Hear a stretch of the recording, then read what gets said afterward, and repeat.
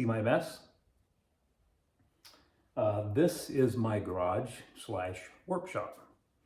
And as you can see, I've got a lot of things in my garage / workshop that I don't really need in here, but I don't want to get rid of. So I'm in the process of building shelves in my basement. I've got the perfect place for them, but I need shelves to organize them.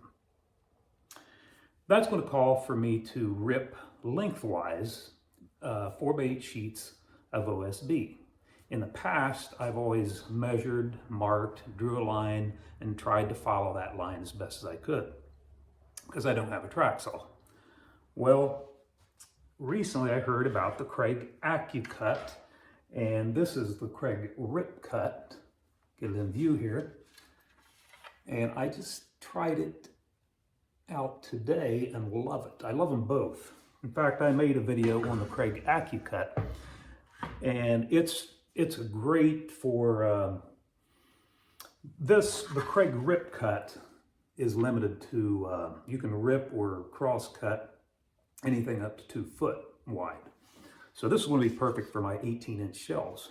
However, the Kreg Accu-Cut, which I made a video on, and you can find in the description below, it's good for doing wider cuts. You can use it in the same way, rip a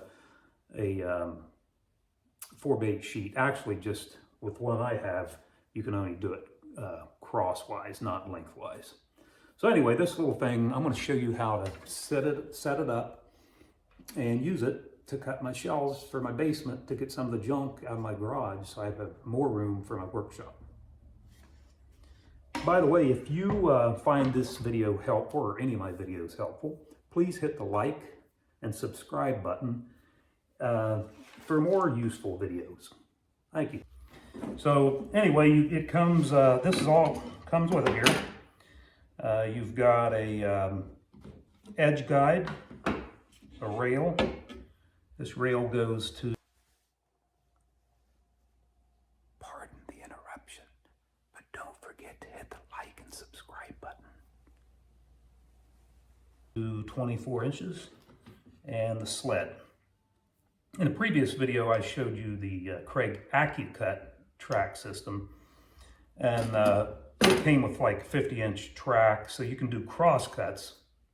With this one, you can do both cross cuts and rip cuts.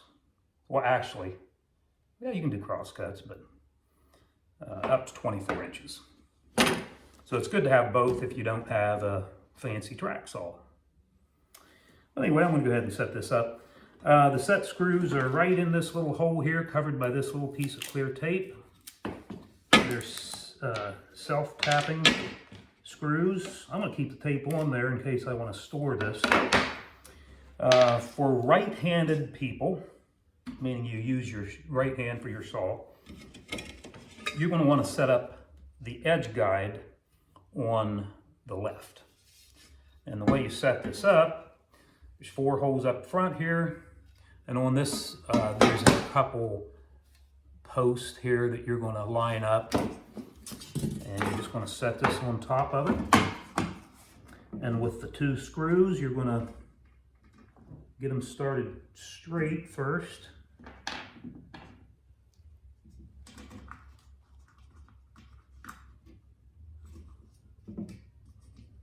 And then use a Phillips head to screw them in there. Because this is raised up, I'm going to raise this end up a little bit so we get a little more. There we go. Get these in there and started straight.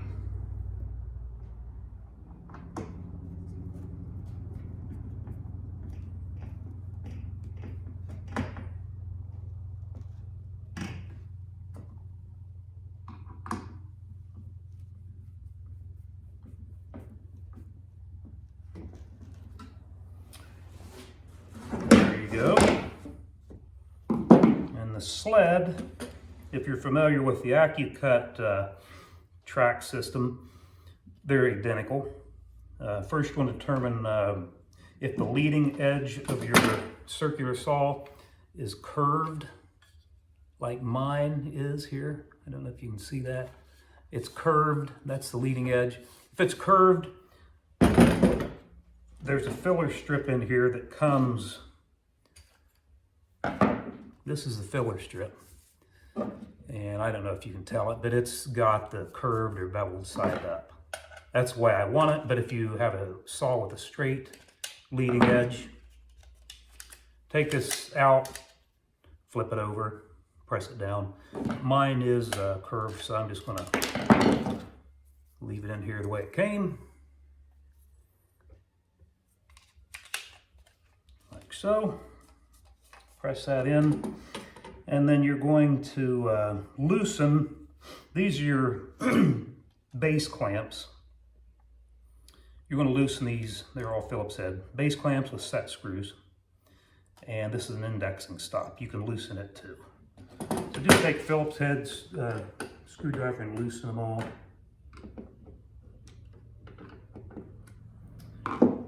And then you're going to slide, I don't know if you can see this, how well you can see this. But you're going to slide your sled. See, my sled has the blade on the right. I'm going to use this to put for my blade. And then we're going to slide this leading edge right up to the back of this.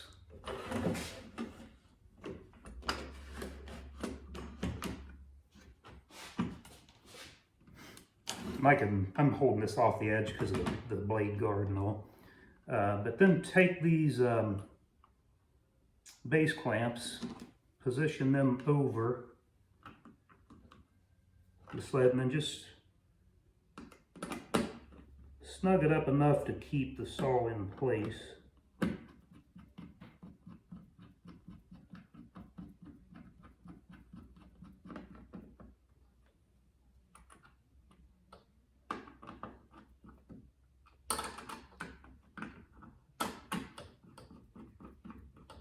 This will accommodate almost all circular saws. So I've got them snugged up a little bit until I adjust this indexing stop. This indexing stop here just allows for you to, when you take this off, you just loosen a couple screws, take it off, but when you want to put it back on, that will show you right exactly where to put it back on. So in my case, yeah, I forgot to mention, this is a cursor. This right here has a red line in it. That's what you're going to line up with one of these numbers here. And again, if your blade's on the right, this is on the right. If you have a the blade's on the left, you're going to use this. This clamp will hold that cursor in place. All you do is press down and slide it out if you need to. So I'm going to go ahead and I believe just go ahead and put this indexing, tighten this up. As long as your front is right up against the front of the sled, you can line that up. And then I'm going to just double check. I think we're going to have to slide it on this first. Okay, now this is what holds it to the rail. If you look under here, see this laying down like that. When you lay it down, you're going to slide this into that right there. I think I'm going to have to hold this out this way.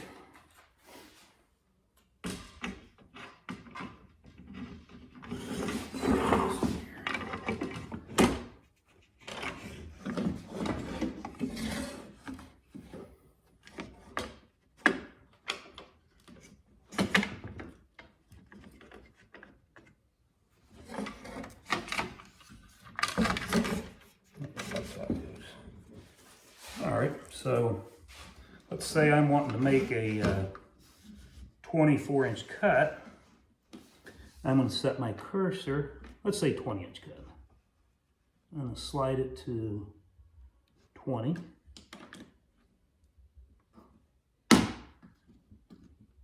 Push that down, and that should have me at 20. Okay, I wanted to add, when you're setting this up, You've slid your saw with that's on the sled, you've slid it onto the rail from this end over here, and you're going to push that clear over. And at this point here, you're going to have to raise the blade guard because you want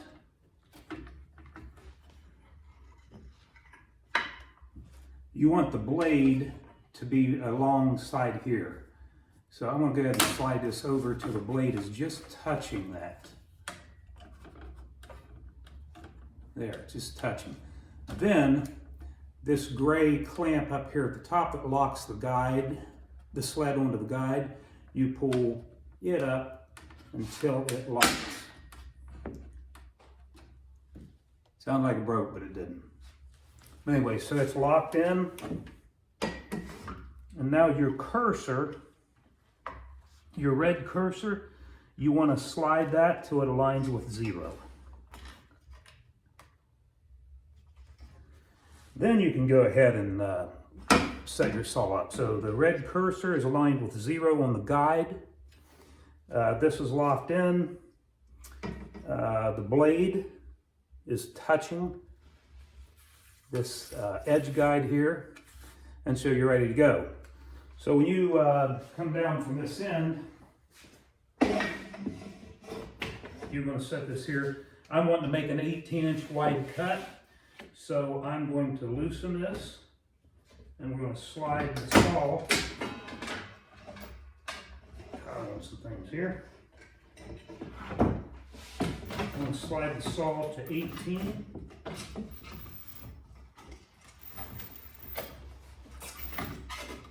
Well,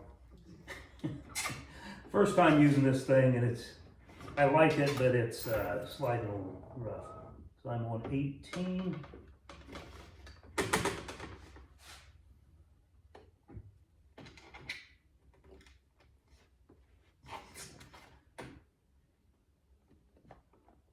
Right there, and go ahead and lock it.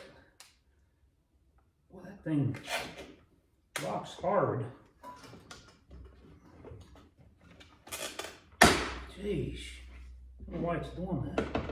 But anyway, and I've made a mark on here. And we're good to go.